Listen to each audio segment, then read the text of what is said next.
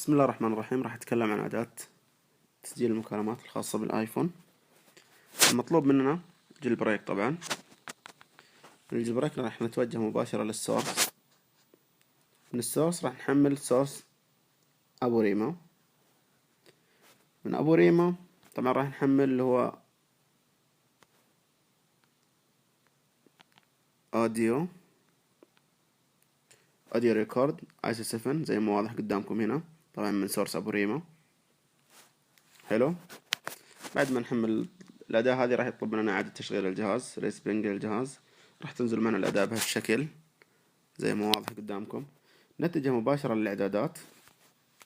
من الإعدادات راح ننزل الأدوات الجيل بريك. راح تكون معنا الأداة زي ما هنا فيديو.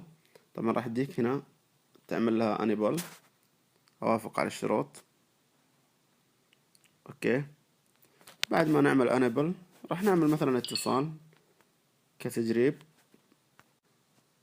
طبعا تقدر من إعدادات البرنامج نفسه تقدر تخلي التسجيل إنه مانوالي all calls اللي هو جميع المكالمات أو المكالمات المستلمة. أنا مخليه مانوالي عشان المكالمة اللي أبغى أسجلها أعطيها أمر ريس أثناء التسجيل وخلاص يبدأ يسجل معي. طيب ما قلت زي ما قلت لكم إنه نحتاج السورس أبو ريما عشان نحمل منه الأداة. أنا راح أحط لكم السورس إن شاء الله على حسابي على تويتر. حسابي على تويتر الهزازي 20 زي ما واضح معاكم، وراح تكون موجود إن شاء الله أسفل الشرح. أخوكم متعب الهزازي، لحن الأماني.